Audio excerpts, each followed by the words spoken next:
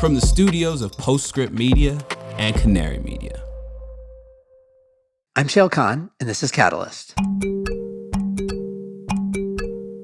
It's just that there's so much inertia in the system that we'll need to do carbon removal in addition to dramatic emissions reduction. And if we would have started implementing emissions reduction as we should have in the 70s, we wouldn't be in this situation. Like, it's kind of a crazy situation to be in. This week, the one I know many of you have been waiting for, a deep dive into the weeds of carbon dioxide removal.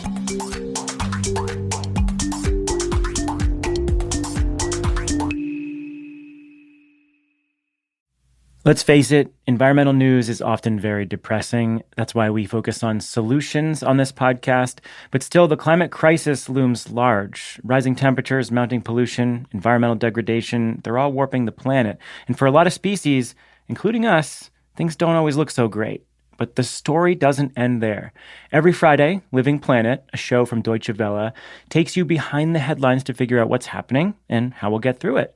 It'll also help you make better choices for a healthy planet and find space to reconnect with the beauty and wonder of the world around us. You can find Living Planet wherever you get your podcasts. I'm Shayle Khan. I'm a partner at the venture capital firm Energy Impact Partners. Welcome. So here's my recent experience. There's this small but rapidly growing group of people who are obsessed, completely obsessed with carbon removal, or CDR for carbon dioxide removal. But most everyone who isn't already one of these people, who haven't been CDR pilled, so to speak, often thinks that carbon removal is one of three things. Either it is point source capture on flue stacks, it's not, or it's tree planting, it is, kind of, or it's direct air capture. It is, kind of. But in reality, it is so much more already, not to mention what it's going to be in the next couple of years. As an example, you may know that Elon Musk is sponsoring this big $100 million X Prize focused on carbon removal. So over 1,000 teams submitted applications to this prize. Nearly 300 of them passed through the first filter of qualification. Already 60 of them have been selected as the top group, and 15 have been awarded these $1 million milestone prizes. But if you look at the list, the variety of different approaches to carbon removal are pretty staggering. They use land or oceans or air. They come from biology or electrochemistry or mechanical engineering, basically every technical discipline. They come from dozens of countries, teams, startups, universities, and so on. Needless to say, carbon removal is currently expanding its horizons at a pretty rapid clip. And then meanwhile, apart from the different tech approaches, there are just so many open questions about how to think about and how to value different types of carbon removal, what characteristics we need to pay attention to, and what the market actually might look like if indeed this does emerge into a real sizable market. Like, how do we think about permanence or durability? How do we think about and how much do we care about measurement and verification? What are the other external impacts of these different technologies on ecosystems, on land use, on energy use? When, at the high level, does CDR make sense, and how do we think about it in the broader portfolio of solutions that we need to mitigate the worst effects of climate change? So few people have thought about this particular issue, carbon dioxide removal, as much as Ryan Orbuch. Ryan was part of founding Stripe's climate initiative, which, as many of you know, was among the first buyers of permanent carbon removal and has really galvanized this market along with a couple of others. He's also been involved in Stripe's new nearly $1 billion fund dedicated to purchasing removals through 2030. And most recently, he joined my friends at Lowercarbon Capital, where he's leading their new fund dedicated entirely to carbon removal. So, great conversation with Ryan, first of many, I suspect. And with no further ado, Ryan Orbuch. Ryan, welcome to Catalyst. Thank you for having me, Shayle. It's great to be here. So we're going to talk about carbon removal, or CDR, carbon dioxide removal, which is going to be the shorthand that I at least will use. What do you use? What do you say you do all day? Yeah, CDR, carbon removal. Okay. So let's talk about CDR. I think the first thing that would be useful is I'm curious how you think about, there's this like multitude of different approaches that seems to be ever expanding for how you can remove carbon from the atmosphere. But they presumably can be categorized into a few different buckets. So I'm curious how you think about it at the highest level. What are the big categories of CDR that matter? Yeah, there's a couple ways to look at it. I think historically, academics and others have tried to categorize like natural versus engineered solutions, nature-based versus non-nature-based, which is like directionally right, but not actually that helpful because like most of the interesting things are somewhere in between. One thing that I found a little more useful is to kind of just think about like what's the actual trapping mechanism for the CO2, like where does the carbon actually end up? And there you can sort of think like, okay, well, it's leaving the air and it either goes into biomass, whether it's algae or plants or trees or whatever, or like a cow or a person or whatever, or it goes into some kind of mineral carbonate kind of thing, right? Like a limestone or bicarbonate in the ocean or whatever, or it is just directly extracted as a CO2 gas and it's kind of not trapped, but it's a pure CO2 gas and you got to put it underground or store it or mineralize it somehow. So within that, I would kind of think of it as like organic and inorganic. Either like it's stored in biology or it's stored in mineral, essentially, and everything kind of falls from that. That's interesting. I thought you were going to say, the high level categories are like you capture it via the air, the ocean, or plants, or I guess or land, soil. I don't know. That's how to like categorize also it, but this is a true, different way but to then think you about end it. up having a bunch of weird overlap, right? Like at the end of the day, the carbon is like being kept out of the air by something, right? It was already in the air. You're taking it out through any number of pathways. Like the reason the natural and engineered gets weird is like you have, biomass carbon capture and storage, like a biomass power plant with carbon capture or something. And people say it's like a hybrid solution, but it's not really. It's like the CO2 is coming in through the plant and then ends up being stored as gas underground. And just like looking at where the CO2 ends up being stored, I think helps you think, at least has helped me think a little more clearly about it, because then you start seeing constraints in each area, right? So like if you want to store the CO2 in biomass, right, you like photosynthesis is amazing. It takes CO2 out of the air with very high efficiency compared to other approaches, and it's free and it's sun powered and it's self-replicating and all this great stuff. But it also comes with a bunch of other nutrients, right? It's not like the plants are just like creating a block of carbon. Like there's nitrogen and phosphorus and iron and other stuff in there. And if you're taking that out of the cycle, you're taking the nutrients out in ratio with the carbon, right? In contrast, and that's like something you have to think about if you want to take a lot of biomass out of the carbon cycle, and like could end up being a real issue for biomass-based approaches. Yeah, I mean, I think every one of these, and we'll get into this, but every one of these approaches carries its trade-offs. The biomass-based approaches, depending on which version you're talking about, like you have to take into consideration things like land use, right? The engineered approaches, or I guess maybe, wait, I'm going to use your definitions now. So there's the stored in biomass versus stored in minerals versus capture it as a gas, as a CO2 stream, and then put it somewhere, possibly underground, possibly also in minerals. But those are your three, right? Yeah, I think we could try that. This is not perfect. I think there's tons of academic work done on different categorizations. I'm not sure it's actually that helpful because there will be lots of pathways that are not easily fit in those categorizations. So like organic, inorganic can be like a little bit of a framework. Yeah, okay. Anyway, what I was saying is like they all have their trade-offs. The biomass one, you've got stuff like land use, like you said, you've got what other stuff are you taking out of the cycle as a part of this? You've got all sorts of other like ecosystem questions. If you're going to capture it as a pure CO2 stream, depending on where you're going to capture it from, there's like upstream emissions questions. There's all sorts of other stuff. And then then there's the like energy consumption part of anything that's engineered and all these other kind of like ancillary side questions. But at the high level, it feels to me, and you're way deeper in this than I am, that like there's a Cambrian explosion of new ideas for CDR that has been showing up just in the past couple of years, partially spurred on by like the fact that there's a ready and waiting market and lots of supportive. There's folks like Stripe and what you're doing at Lowercarbon now, but there's also the Carbon Removal X Prize, and there's like multiple incubators that are now running specific carbon removal programs, and it's a very warm embrace if you create a new CDR idea right now in the market. And so as a result, what used to be like a fairly straightforward set of approaches, which I would think was sort of dominated initially by like plant a tree or build a direct air capture machine, which are kind of two ends of the spectrum. Now there's this like massive wave of new approaches that make it harder and harder to categorize because they're all like unique and sort of cross these boundaries. Definitely. I mean, I'm so glad that people are starting to try to figure out how to do this. I mean, that was kind of the whole point of the Stripe work and now of the work at Lowercarbon. But, for many years, it wasn't clear that we would need large amounts of CDR, and it wasn't clear that there was any market whatsoever for people trying to build scalable methods. So like you would expect that, the things that were talked about in the literature in the 90s and early 2000s are only a tiny subset of the actual good ideas.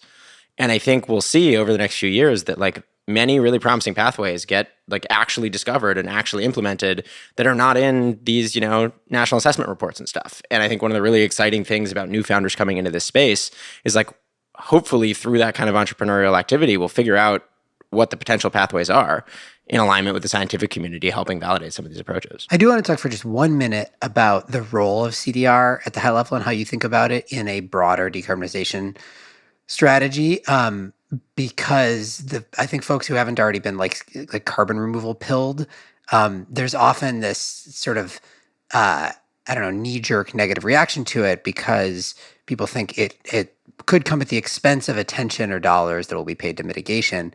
But to your point, sort of there's like it's increasingly clear from just the climate modeling that one way or another, like there's no way we get to 1.5 degrees C or anything approaching it without a bunch of CDR. But on the other hand, it can't come at the expense of mitigation, perhaps even mitigation first. I'm interested to hear how you think about that. But I was going to reference a tweet from Zeke Hausfather just yesterday, actually, which I thought was really good, which is he did a little bit of like high-level math and said, even if we get permanent carbon removal down to $50 a ton, which is ambitious, right? Like a lot of folks are talking about $100 a ton. For every 0.1 degrees Celsius over 1.5 degrees that we land, meaning to the extent that we don't get there with mitigation in the meantime, every 0.1 degrees would cost another $11 trillion to remove from the atmosphere. So like it just drives home the point that CDR clearly has to have a role. I think that has become obvious. But how do you think about where to place it in the broader objective, which is mitigating climate change? I think that tweet and that context is just like drives home the point that like it's really frustrating that we've been to some degree quite slow in reducing emissions, right? Like carbon removal is never intended to be a substitute for emissions reduction, and like to that point is going to be dramatically more expensive than the vast majority of reductions, right? Like that's just how this works. Like not burning something is going to be cheaper than collecting the dilute remnants of the burned thing and doing something with it. Like it should be pretty straightforward. I think that it's a different system, right? Like decarbonizing all industries in the entire economy has a tremendous amount of inertia.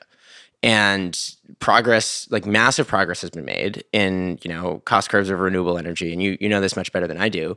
But I think we at some point have to be honest with ourselves about, 1.5 is out of reach at this point, and the rate at which we reduce needs to be accelerated as much as possible. But there doesn't seem to be a plausible way to reduce quickly enough to avoid, significant overshoot and significant damages. And therefore, we need as much CDR as we can to try to balance that a little bit. And in the long term, like if we can't, zero out emissions by, mid-century or a little after, there's no way any of this is going to work, right? Like obviously this is only in that context, but in practice, it's just that there's so much inertia in the system that we'll need to do carbon removal in addition to dramatic emissions reduction. And if we would have started implementing emissions reduction as we should have in the 70s, we wouldn't be in this situation. Like it's kind of a crazy situation to be in. Right. Yeah. I mean, in the ideal world, we would have to spend $0 on carbon removal. But now that we know we have to spend X dollars on carbon removal, like every bit that we don't mitigate is another set of dollars we have to spend on carbon removal if we're going to balance this out. And so it ends up being extremely expensive if we don't get our act together on mitigation now. Totally. We have to get our act together on mitigation now because many of those technologies are required for carbon removal too, right? Like, unless we can come up with some really incredible biological systems and, synthetic biology to make biomass that doesn't decompose or something like that, like there's going to be a lot of energy use, and like no one's life cycle pencils without renewable energy use. Right. So like this whole thing is going to put demand there. We'll come back to that because I think that's going to be one of the bigger like bottlenecks on this market's growth in the kind of midterm. But actually that's a good segue into, I think we can dispense with like, do we need CDR? The answer is yes, we need CDR, I think. Let's talk about, because there's so many different approaches now, and because the market is such a wild west at the moment, and you see, there are voluntary buyers buying carbon removals for everywhere from, I don't know, the low end is $5 a ton probably at the moment. You could tell me whether there's anything even cheaper than that, up to literally thousands of dollars a ton. And each removal purchase has its own set of characteristics and like it's totally different from each other. So I want to talk through the factors that differentiate these different kinds of removals and which ones, how we should be thinking about them relative to the value of a removal credit and the value of a solution. Like what should buyers be thinking about? What should companies be thinking about? So I'll run through a few of the kind of categories with you, and then you can tell me what I'm missing. But the obvious one is permanence. So this one comes up a lot, but I think actually a bunch of folks haven't like fully conceptualized like why does it matter, and how do we think about permanence on a scale? It's not binary, permanent or non-permanent. So explain the importance of permanence from your perspective. Yeah, so on permanence, it's definitely not binary. Some folks have moved to using the word durability, which is probably better and like more at the spirit of the thing. But I guess there's like different arguments people have here, right? Like obviously, our whole argument, the whole argument here is that 100 years from now we'll be decarbonized and we'll be better at all these things. They'll be cheaper. So like, why isn't taking carbon out of the air for 50 or 100 years good enough? Right? So it's not that doesn't matter. It obviously does help. But I think the intuition here is really that like an emission is permanent, basically. Like an emission of CO2 stays in the atmosphere for hundreds of thousands of years, not forever, but hundreds of thousands of years. And if you want to somehow net that out with a proportional removal, like it's not proportional to the emission unless it's similarly permanent. And I think that like that's the intuition for why durability matters for net zero is that like basically emissions are permanent. And that also means, to your point earlier, like avoided emissions are basically permanent removals. And like that's why decarbonization is so important and needs to continue to be the priority because it's almost always going to be cheaper. So what I've been struggling with in part, so I see how, look, I like the intuition that like an emission is permanent, so a removal of said emission should also be permanent. But then there's also this just like practical reality that we can, at least currently, we can remove emissions with significantly less durability way, way, way cheaper. This is why we have $5, $10, $15, $20 credits coming out of largely, the sort of biomass-based approaches of one kind or another, planting trees, et cetera. So should we be thinking of that kind of, and those things have, let's just say baseline, 50 to 100 year durability. And to your point, that means that then 50 to 100 years from now, all else equal, like those emissions go back into the atmosphere and then we got to deal with them. But if we believe that by that point, 50 to 100 years from now, we will have, basically figured out all of our mitigation solutions and we will be at net zero or we'll be at zero potentially at that point, then maybe we need to do it again and again and again and again, or maybe it's not as big a problem at that point. So the intuition that I haven't been able to develop, and I know the market has not been able to solve yet, is like, should we be thinking of this as sort of low durability solutions are just lower value and thus should command a lower price but have a teeming market? Or low durability solutions don't make sense. They don't actually solve the problem. And we should just be focused entirely on high durability, which is what Stripe is doing, right? I think we need an actual way to quantify and at least try to think about the actual, like durability is not the only thing that matters about a solution because many of the, what we could refer to as low durability, low end credits today, whether it's something like improved forest management or otherwise, it's not that they're low durability, they actually just don't exist, right? So like you have this weird thing where the lower the durability is, in practice, it ends up meaning it's like less and less likely to be additional, right? And that's not a rigorous rule, but I think the intuition is just that like the more aggressively you perturb the natural cycle, the more you're sure you did something. So like maybe one way to think about it, and that's kind of why we prioritize high durability stuff so much is because we know at least in some cases it's additional, but that's not enough on its own, right? So like one way to think about this maybe is any given credit, and this leads into like monitoring and verification and all this kind of stuff. And to be clear, there is a lot of value in forestry and in soils and in rewilding and all of these approaches. Some of it's just not carbon value. And I think if we could break that out, that would be really, really, really helpful for everyone. But one way to think about it, maybe just like framework we're playing with a little bit, is for any sort of proposed credit, there's some notion of like a durability risk and some notion of an additionality or counterfactual risk. And like you get this nice little 2x2, and I'm sure this isn't perfect, but it's just an idea. And you can start to try to assess different approaches along this thing. And I think what you would find is that generally the lower durability things are also more likely to have uncertainty about whether or not they're additional, whether or not there's leakage and otherwise. I'm sure there is a fraction of the low durability stuff that is really additional and is really high quality, but it's hard to determine that fraction. And I think the fact that it's hard to determine that fraction has led to both, great work from organizations like Carbon Plan, but also sort of a growing consensus in the market that many of these, cheap credits aren't actually that good, and starting to make people realize that there's a supply crunch on the higher quality stuff. The problem is that everyone at every part of the system is incented to say that like their thing should fall into the good bucket, however you define the good bucket. And, there are nominally third-party accreditation and verification bodies whose job is to do this, but historically they, haven't performed as well as one might hope that they could. So, being able to consistently evaluate these credits, I think will need to mean at some point we kind of just need to draw a hard line on the counterfactual and additionality and like, you didn't actually do anything, you're just saying you promised to not cut down these trees. Like, I don't see how you can credibly evaluate anything like that. And for credits like that, arguing about like, okay, well, how durable are the trees, to me feels like it misses the point. Like, the question is, did you do anything? Yeah, I mean, for what it's worth, I dipped into the world of carbon credits over a decade ago. I was doing like origination and trading of voluntary carbon credits in 2007, 2008, God, 15 years ago now. Was that like out of Kyoto or what was this? No, this was, so this was in the Northeast US, like RGGI had just been passed. So there was a small compliance market. There was a perception that there was going to be sometime a national compliance market. We thought maybe, 2008 election would change things.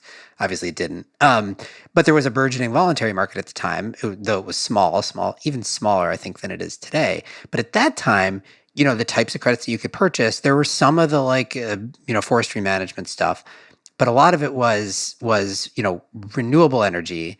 So it's basically RECs that had been kind of like re-sleeved as carbon credits. And that market never materialized for a number of reasons. But one of them was additionality is extremely hard to measure with that stuff, because basically the argument you were making is that we're going to create the sleeve of credits that are going to be representative of the avoided emissions from, at that time, like an expensive solar project or wind project or biomass energy project or whatever it might be. And we have to prove that those credits are necessary for this project to pencil. It's the only way you can, justify additionality. And it's just like, you can create math that does that, but it's just never trustworthy. And I think it's the same. It's the point you're making right now with all this other stuff is really, really difficult in all these situations to prove additionality with a lot of the forestry stuff, with a lot of the soil stuff. So even to your point, even if you get over the durability of that stuff, you're still going to face the additionality problem. I think if we could focus on knowing where to draw the line on, we just can't default trust this additionality, or yes, we understand there's like a large and official looking paperwork apparatus generated to make this thing look additional, but like it also doesn't make sense if you think about it for like 30 seconds. Like if we can get over the hump on additionality, I think then we can be much more flexible with durability and price things appropriately. And sure, you have to make up a number with a discount rate or whatever, and then it also sort of becomes made up. But like, I think then you can get more rigor around that. I think now it's that you have such massive conflation of both durability and additionality that like, again, it's super imperfect, but as a weak proxy, the more durable something is, the more of like an aggressive action, compared to whatever the system would do on its own, it is. And like, especially if you're putting something back into a mineral, you're putting it in a place that's like thermodynamically favorable, and you'd have to actually expend a bunch of energy to get it back into the air. Like that tells you something about the additionality as well. And I think the other thing that we lose in this conflation, for what it's worth, and like I mentioned biodiversity earlier, is like, avoided deforestation, for example, is like a classically cheap and conceptually compelling credit, especially in, say the Amazon, that's, basically impossible to prove the counterfactual. because there's often significant amounts of leakage. And leakage means, in this case, as you know, like, okay, cool, you can like draw a box around a square and say like, we promise to not cut down trees in this square, and then like send me nice satellite photos of the square every year. And like, I believe you that you won't cut down trees in the square, but you haven't done anything about the demand for pasture land or the demand for plantation land or other arable land or, urban expansion or whatever. So just like some proportionally similarly sized different square is then going to then get deforested because you preserve that square. And the net carbon effect is basically zero. For carbon, that's not very good. But like land is a valuable and constrained resource. And for something like biodiversity, preserving a particular square versus a different square might actually be what you want and be like quite meaningful. I mean, like wildlife corridors and migratory routes and, unique habitats with endemic species and stuff, like those are all real things that are very important, but just like aren't carbon. And I think if we could try to separate this out a little bit and stop pretending everything's carbon when it kind of isn't, you could potentially try to value some of that other stuff, which is really real and important for the world. Yeah, and to that point, I mean, you have some of the solutions that have these positive externalities, but they're externalities relative to the thing you're measuring, which is carbon. You have other solutions which have negative externalities that you have to deal with, right? Like land use or like energy use and things like that. So, I mean, I guess I'm curious how you think about. We've talked about durability, we've talked about additionality, some of these other things that are like, determinative of the scalability and the attractiveness of a particular CDR approach, be it impacts on the, all these other externalities. How are we supposed to weigh those in as we start to think about which approaches make sense? Yeah, I think like there's this weird doublespeak going on of like, it's a commodity market. All credits are the same. That's why they make sense to use proportional to my emissions. But also like co-benefits are a thing. And like, sure, maybe we kind of on background know that the additionality isn't really here with this thing, but it like supports this community that we want to support, or it has this biodiversity benefit or whatever. And like both of those things are valuable, but you can't simultaneously have both, right? Like either it's a commodity, which means that like every unit of the thing is identical to all other units of the thing, or you want the whatever you're now referring to as co-benefits, which is totally fine. It's just a different thing and should be evaluated differently. So what is it? I mean, this is the fundamental question, right? 10 years from now, is CDR a commodity market? Eventually it needs to get there, I think. It's going to be really bumpy and sloppy on the way. Long-term, fullness of time, CDR needs to become a commodity market. I don't think there's a mechanism to scale it otherwise. But along the way, I think what we'll see is sort of hopefully, and we can talk about this, a better monitoring and verification system that comes into place that could put up something like a leaderboard of like, what is the cheapest, actually delivered, genuinely real, high durability carbon removal ton. And this is like, as there become more deliveries, this basically becomes like a spot price, right? And hopefully like carbon removal companies, if this thing is credible and actually does a good job of knowing whether or not a ton has been delivered, like are extremely aggressively competing to be at the top of the leaderboard or the bottom of the spot price or whatever it may be.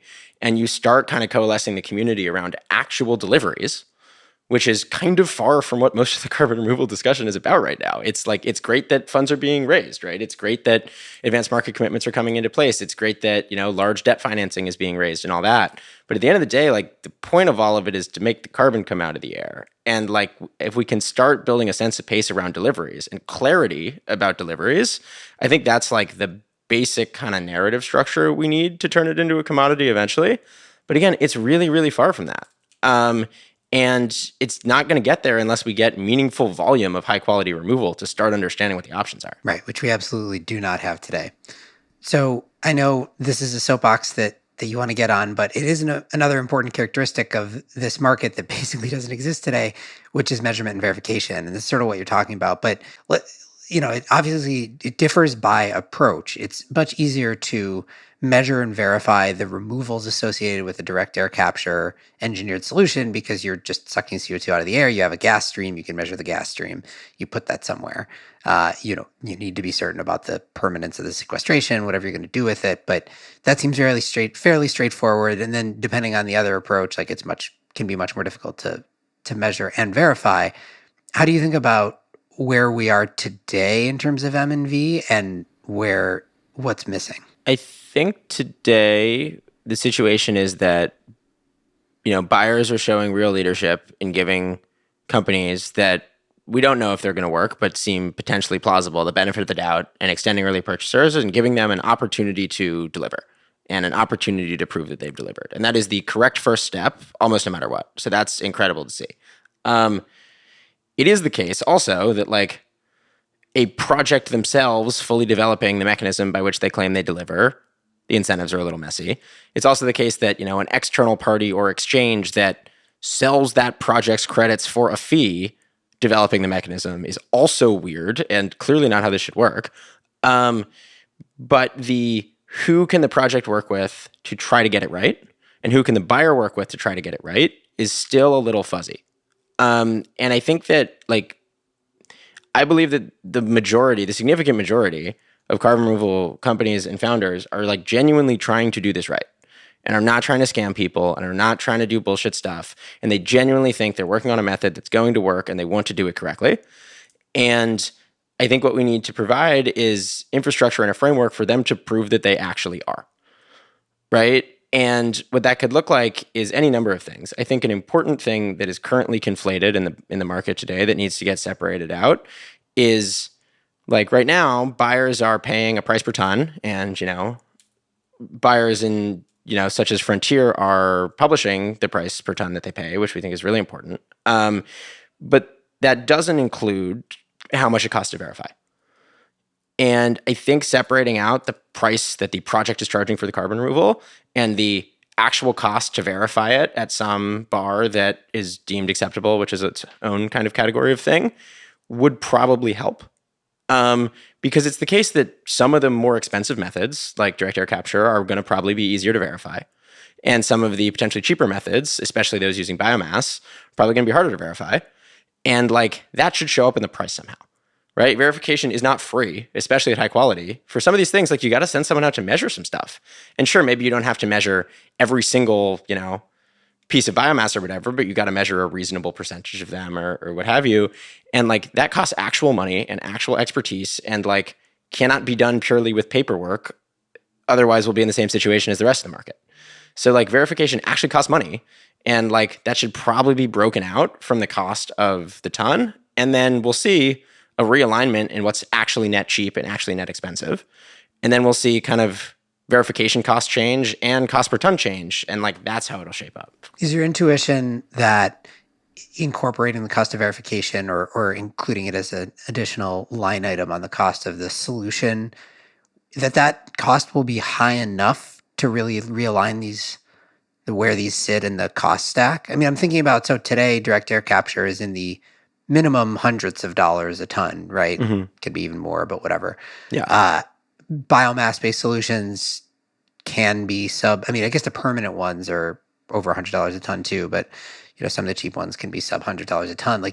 Verification would have to be pretty expensive on a per ton basis for that to really realign the cost stack, I would think. And in some cases it will be, right? I think it's almost less about the direct cost and it's more about even maybe it's not quite as a cost, but the market somehow needs to express the uncertainty of verification in a way that is meaningful to purchase decisions.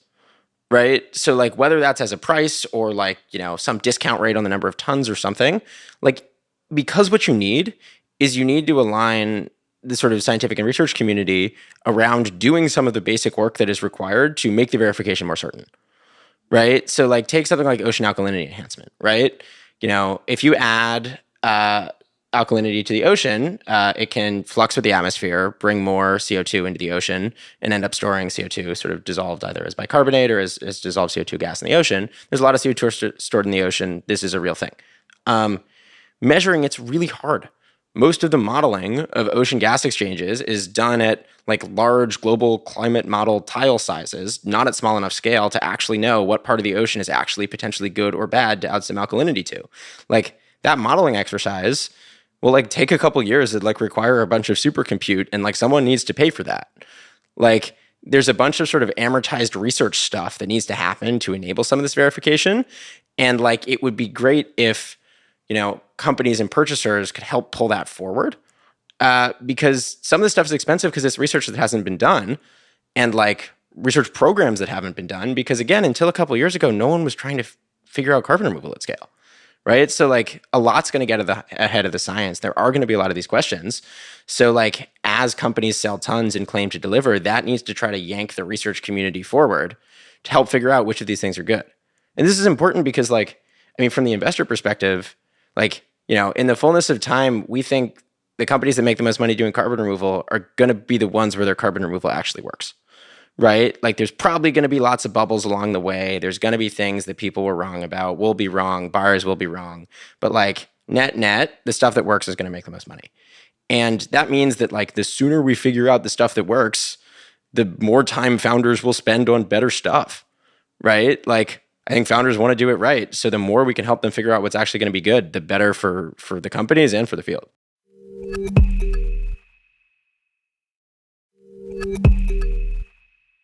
How much do you think, like, what do you think of as being, at the high level, the big bottlenecks you worry about as this market scales? Like, I'll give you my example. Mm-hmm. I really worry about the energy consumption of engineered solutions. Like, I think I mean, I've talked about this before, but, you know, you can presume that there is an infinite amount of renewable electricity that you can construct to run at scale direct air capture machines. But when you think about that in the context of all of the new electricity generation we are already going to need to build just to decarbonize the grid and electrify transportation and electrify heat and electrify industry and all this other stuff, and then you add like gigatons of direct air capture or something like that to it, all the like cascading effects of that from transmission to land use to cost become really concerning to me.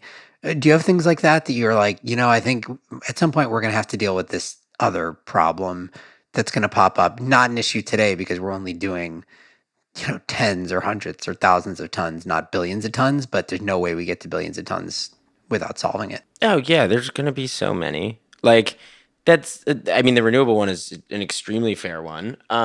That's kind of what happens when you have a totally new industry, right? Like there's a bunch of demand it creates for other stuff and pulls other sectors of the economy along. And like this isn't just people working on CDR like insulated in a little bubble who do not interact with the rest of the energy system or, you know, physical materials and supply chains and stuff. Like it's a whole new industrial sector.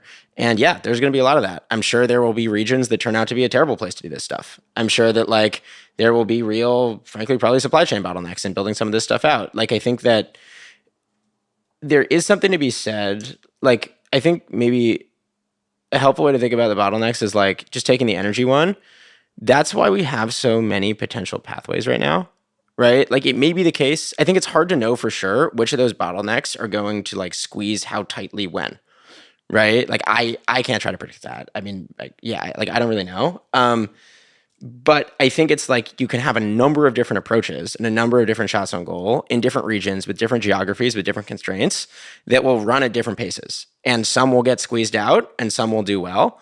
And, you know, maybe that's a reason both to, first of all, I think geothermal could be really huge for DAC, just as a side note, but that's not like to say that that's obviously not a alternate energy use that would go somewhere else, right? Like it's also saying that like additionalities, even with DAC, not totally perfectly solved, right? Like the additionality is kind of proportional to the alternate energy use of the energy to power the thing. I think we'll come up with new sort of electrochemical and chemical DAC systems that are dramatically lower energy. I also think that we'll come up with biological approaches, ocean approaches, and otherwise that don't require as much energy in. This is what I was getting at with the nutrient export thing earlier. Like one of the nice things about biology, obviously, is like just uses sunlight to take the CO2 in, but it grabs all these other nutrients along with it. And like that could end up being a bottleneck, right? Like, you know, bottlenecks in organic systems is going to be things like nutrient export, land use, competition in the ecosystem or invasive species or that kind of thing.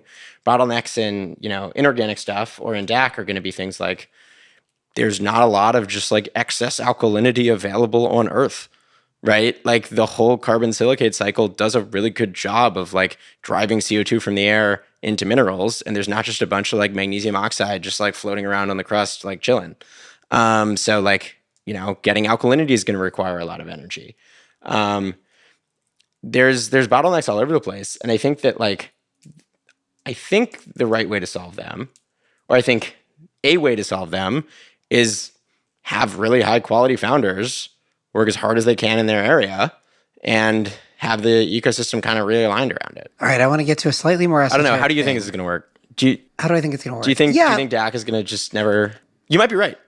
I'm not saying how DAC will never scale. I'm just saying I just think, we're doing it at such small scale now that there's a bunch of sort of unforeseen or foreseen but like unsolved challenges that it's going to face as it gets to larger scale. It speaks to your point, sort of like where will it make sense, where won't it make sense? I do think the long-term, the additionality question there is actually a really good one. Like, if it is using energy that would be otherwise used for another purpose, what is, that you get into this kind of weird version of a leakage question around that does become challenging. So I think these are things, and that's specific to DAC. To your point, like I'm actually probably less concerned about that than I am concerned about the biomass-based approaches in the long term. Because if those are really going to scale, like we can use waste biomass till the cows come home, so to speak, today. But there are going to be competing uses for waste biomass because it has a bunch of value to do a bunch of different things. There are land use impacts, and like we've seen what happened with corn and ethanol here in the U.S. And like the last thing that we want is to accidentally replicate that, right? But you can easily imagine that happening. The exact same thing could play out if we say like, oh, you know what? We could use corn to do carbon removal. And there's a market for carbon removal and it's economic. And like, Iowa senators start lobbying for it. And like, you could just watch the cycle play out again, right? And then we end up with this like situation we already find ourselves in, but just with a different market. And instead of producing ethanol, we're producing carbon removal using a bunch of corn and a bunch of land that should be used corn for something stover else. might be a good thing to use. It's different than the kernels, obviously, but no. I mean, I was just doing some reading on the ethanol stuff recently, and like this was before I got into the space. But it's easy to look back and be like, this seems like such an obviously stupid idea. Why did everyone push for this? And I think all the time about what are the things we're pushing now that a few years from now are going to look like that. And I think it's important that the space is wide and resilient enough that like a few of those don't blow it up for everyone, because like it's not going to be perfect. Like we're going to try some stuff that's not going to work. All right. I want to get briefly into a slightly more esoteric topic, but I've seen you talk about it a little bit, and I find it pretty interesting, which is like, will we at some point, or should we at some point move from the idea of just like a carbon credit measured in dollars per ton of CO2 equivalent to radiative forcing credits? So I guess first explain what a radiative forcing credit would be and why it's like potentially a smarter, albeit perhaps wonkier and never to come to pass version of this market. So radiative forcing is this idea of like the actual change in net energy in Earth's atmosphere from, sunlight coming in combined with the stuff in the atmosphere and the reflectiveness of the Earth, right? When people talk about like, RCP or I guess SSP 2. When people argue about, say, like RCP 8.5, right? Like this very, very high-end climate scenario, the 8.5 means 8.5 watts per meter squared of radiative forcing, right? These models go from like 1 to 2-ish all the way up to 8, which is, again, probably unrealistic in terms of how much actual net energy is absorbed per meter of Earth. And the things that influence radiative forcing primarily are the greenhouse effect, obviously, CO2, methane, all the greenhouse gases, but also albedo, which is sort of just like shininess, right? Like if you've sat in like a black car in a hot parking lot versus a white car in a hot parking lot, like it absorbs more heat. That's how the optics and the physics work, right? So the vast majority of sort of climate work has focused on greenhouse gases and specifically CO2.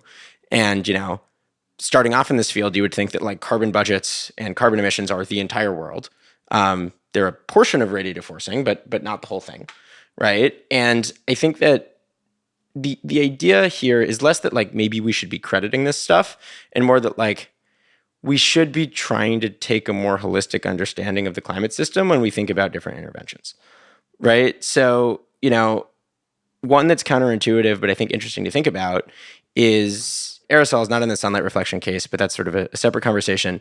But just for intuition for the system, like the Clean Air Act was pretty meaningfully net warming for Earth, right? Like it was an objectively good thing, obviously. Like it saved probably millions of lives. It protected, millions of people and especially vulnerable communities from really nasty pollutants and like, dramatically reduced asthma rates and all of this stuff. But it is the case that like when you burn coal, you also emit a bunch of particulates into the atmosphere that end up reflecting sunlight and masking the warming effect of the coal burning pretty significantly. right? And when you burn bunker fuel in ships, you also emit, sulfates and other particles into marine clouds that end up masking some of the emissions pretty significantly. It's counterintuitive for people, like, and it's not. I think where I'm going with the idea of like we should just be looking more directly at radiative forcing is that like some actions have pretty meaningful trade-offs on things that influence radiative forcing that aren't carbon, right? Including like reforesting certain latitudes would likely be, depending on the paper you read, either net warming because it's darkening a high latitude, which is, meaningful for the albedo effect and will make Earth absorb more sunlight, or maybe actually not because like those trees transpire water, which like if that happens at certain latitudes, it cancels that out. But like no freaking forest carbon protocol accounts for albedo. And in some cases, it's like enough to almost undo the carbon storage provided by the forest. So like I feel like we've gotten a little too lensed on pure CO2 and pure greenhouse, really just pure CO2, both to the extent of other greenhouse gases and to the fact that like the color you make certain parts of the earth can be like incredibly important for climate in like a kind of weird way. Yeah. So I just like kind of want to expand the frame a little bit. Like painting your roof white is a real thing that like helps. Right. And like the color of stuff matters. Generate some value. Right. It's weird. But what I like about this is that you're getting down to first principles here, which is like what we care about at the end of the day is impact on climate change, on anthropogenic climate change. And that is measured in radiative forcing, not in tons of greenhouse, not in tons of CO2 equivalent. And so we use tons of CO2 equivalent as a proxy for that because it is like the predominant force that one is, I guess, more straightforward to understand, albeit complicated because there are different greenhouse gases and lifetimes and all that. But two, it's like what we've come to understand best. I think the radiative forcing stuff, it's the correct way to think about it. What we care about is mitigating the things that will have the biggest impact on climate change. But as you said, it's like incredibly complicated and interdependent and sometimes counterintuitive. So I will say I'll get on your soapbox with you, which is like there's not nearly enough conversation about thinking about the holistic impacts of any decision on climate change, not just on greenhouse gas emissions. Yes, totally with you. I don't know that we get there, but like let's elevate that a little bit. Yeah, I'm totally with you. I think like if you want to first principles it, there's like two frames that I go back and forth with, and like I don't know, they're both useful for different things. One is like, okay, yeah, obviously it's not all about carbon budgets. It's radiative forcing, which is, greenhouse gases and albedo, but also like, changing one without the other can change weather patterns and all this sort of stuff, right? So that's this one frame. The other frame that I also don't feel like we talk about at all is like, where are all the adaptation people? Like the whole job of the carbon removal people is to make the adaptations people's job somewhat easier, right? Like because we don't even really care about radiative forcing. We care about like impact to human and animal and plant life and like losses and like whether people have to migrate and whether crops fail and like at the end of the day like impact on people. And like the alternate frame that like I would love better understanding of is like I don't have a good understanding personally of like where we're at on the adaptation stuff, right? And like at the end of the day like that's actually what matters. Like if we can adapt to a tiny bit more forcing, then we can adapt to a tiny bit more forcing. But like I don't have intuition for how that's going to play out. Yeah, that's actually it's an interesting point and one that warrants its own separate conversation that we don't have time for now. I think there's been a challenge in thinking with clear eyes about adaptation because in some ways it's like, one, we don't know how much of it exactly we need to do yet because there are these different pathways. And we don't know how far down sounds like what people argue about with carbon removal or did that 5 years ago. True. Yeah. And two, I guess very similar to carbon removal, it's like a little bit politically fraught, right? Like it seems like giving up, which also is the argument against carbon removal. So maybe that's a fair point that like, adaptation should be thought of in the same frame, or maybe carbon removal should be thought of in the same frame as adaptation. But we'll come back and talk about adaptation. Actually, I think that would be an interesting the point is like to preserve human safety and flourishing and biodiversity and stuff. And like all of these are levers by which to do that. And like I feel like we don't holistically understand them. I mean, I've never seen an adaptation person at any carbon removal event or conference I've literally ever been to. And I've always thought it was weird. I'm sure there's good work being done. It's just in a separate world. Yes, right. I agree with you. They sort of live independently at the moment. All right, that's all the time that we've got right now, but we've got plenty of threads that we could pull on in a future conversation. So I'll have you back on for sure. But Ryan, thanks so much for joining. Thank you, Shayle. I really appreciate it. This was fun. Ryan Orbuch is a partner at Lowercarbon Capital. This show is a co-production of Postscript Media and Canary Media. Find the show on Twitter at @CatalystPod. You can also find me, Postscript, and Canary there. And as always, we welcome your feedback. If you like the show, please go over to Spotify or Apple Podcasts or wherever you get the show and leave us a rating and review, or just share the episode with a friend. You can find links for this episode's topic and guest in the show notes on canarymedia.com. Postscript is, as ever, supported by Prelude Ventures, a venture capital firm with the longest tagline in the game. They partner with entrepreneurs to address climate change across a range of sectors, including advanced energy, food and agriculture, transportation and logistics, advanced materials and manufacturing, and advanced computing. The producers for this episode were Daniel Waldorf and Stephen Lacey. Mixing by Greg Vilfrank and Sean Marquand. Theme song by Sean Marquand. I'm Shayle Khan, and this is Catalyst.